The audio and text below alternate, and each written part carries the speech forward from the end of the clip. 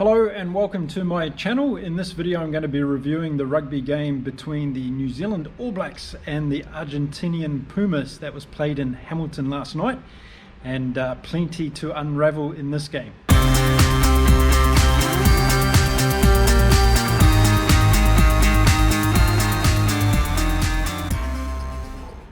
Okay, so let's get into it. First of all, the match was played in Hamilton in New Zealand. If you haven't been to New Zealand or you don't know the geography of New Zealand, Hamilton is in the North Island of New Zealand, about an hour and a half drive south of Auckland.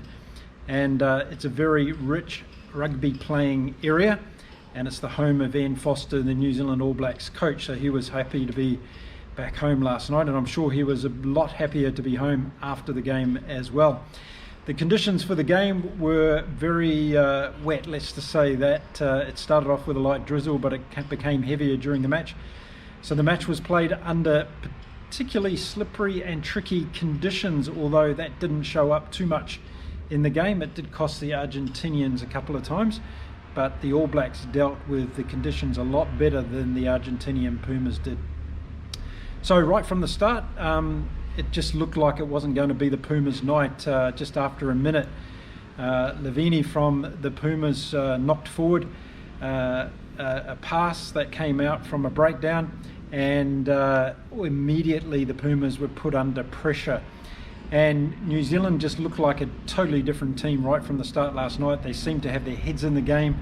They were highly motivated, and they were rampaging right from the very beginning. So it wasn't a surprise that they went over for an early try, and that try was scored by De Groot. Momentum taking him over the line as he was tackled just a little bit short of the line, and New Zealand really put the pedal on the metal right from the beginning in this match. After 10 minutes they were already up 10 points to nil, and it just demonstrated once again, I've been talking about in my videos, the importance of getting off to a good start. And whether it be through your own good play or misfortune from the opposition who create an error, and that's what happened last night with the Argentinians. They created errors in the beginning, and the All Blacks were able to scoop up and take on the early points. So it was a fantastic start for New Zealand, and then Clark went over after a fantastic move by the back line. Ioane setting up Clark for a great try. And before you knew it, the All Blacks were up to 17 points to nil. Moanga was kicking over the goals, so everything was ticking along really nicely. What seemed to be missing from the Pumas in this match was their direct approach. They never got enough ball. They never were allowed to play on the front foot as they had been in some of the other matches so far in the championship this season. And the All Blacks really took advantage. But you know, we can say, like we saw in Ellis Park in Johannesburg, when the All Blacks had their backs against the wall, they had to come out and win that second test match. Well, the same was already unfolding in the first half of this match, and it just showed that the All Blacks, when their backs are against the wall, they are able to put it together. But I'm going to summarise the whole situation a little bit later in the video. Sam Cane was a standout for me in this match. In the first half alone, he was in everything. He was tackling immensely. He was early in the breakdowns, and he was clearing the ball out well, and he wasn't getting penalised too many times for doing it. So that was a big change around for Sam Cane in that area. Ioane scored a fantastic try for the All Blacks to go into half time at 24 points to 3, and it really looked like there was only one team that was ever going to win this match at that stage.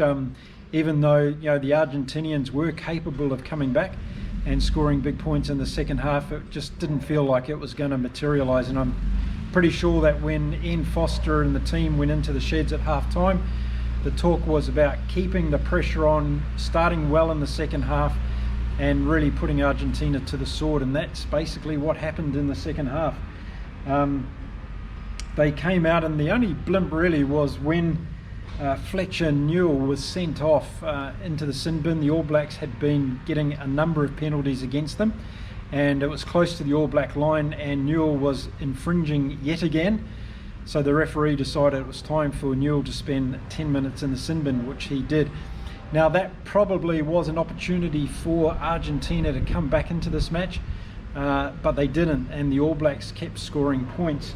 In the 60th minute of the game, Ioane made a fantastic break for the All Blacks. Rieko Ioane He went straight through the middle of the Argentinian defence and shot off 60 metres downfield. The ensuing play led to another All Blacks try, and it just seemed at that stage that the game was well beyond the Argentinian Pumas, and the All Blacks weren't going to let this one slip. Number of tries after that. Ari Savia went in for a great try, and in the 84th minute, Beauden Barrett went over for a try as well, just to show that the All Blacks, even though in the last few minutes of the game they had the game well and truly won, they didn't want to give up their opportunity to score more points, and they did so. So a comprehensive win in Hamilton last night to the New Zealand All Blacks by 53 points to 3 over the Argentinian Los Pumas. And Michael Cheika will be having to pick his team up again now to get them ready for their clash against the mighty Springboks. So all in all, a fantastic game by the All Blacks, I felt, in tricky conditions as well. I thought they played really, really well considering the conditions. There were some standout players, Rico Ioane for one, sort of standout players last night, but I think Takiaho and Ioane for these two particular test matches against the Argentinians, even though the All Blacks lost the first one, I think those are the two standout players. It was good to see Sam Cane stepping up last night and getting some very good minutes in the match and playing very, very well, leading the team very well. And I'm not sure whether this is going to keep the haters of Cane quiet for a while, but he's probably in the same situation as Ian Foster is, in terms of only one loss away from being judged all over again. Now, where does this place the All Blacks? Well, at the moment they're at the top of the ladder in the Rugby Championships, but all teams, as you can see, are really going to come down to the last couple of matches in this championships to see who's going to actually win it, which is really exciting for rugby. We've got a close Rugby Championship this year amongst all four teams, and that's absolutely fantastic for the game in the Southern Hemisphere and for World Rugby in general. So a dominating win by the All Blacks. In summary, I think they played the conditions better. Their kicking game was much better last night. Mo'unga had a good game. He kicked well in strategic play. He got his goals over. I think he scored 14 points from the tee. So a really good comprehensive display from Mo'unga last night. Brodie Retallick was back at his best and scored a try. Again, this guy's a man mountain in the forwards for the All Blacks and plays well both in the tight and in the loose, and he had a big game as well when he came on. So yeah, a great comprehensive win by the All Blacks.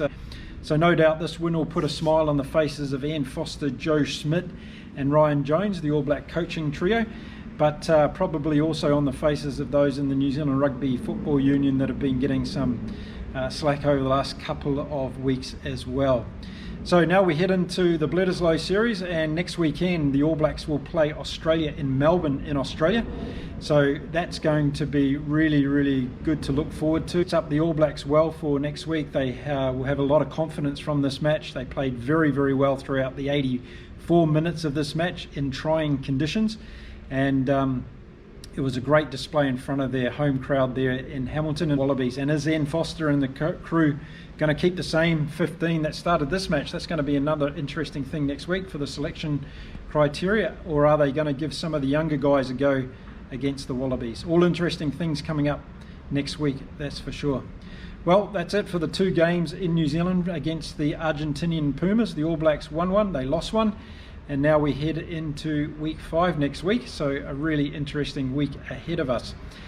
Thanks very much for supporting my channel. If you can take the time to subscribe, drop us a comment, let us know what you thought of the All Blacks display last night, and also what did you think of the Argentinian display last night? Do you think they were a little bit heartless after their win last week, or do you think they were just beaten by a better side on the night with the All Blacks coming back with all that momentum?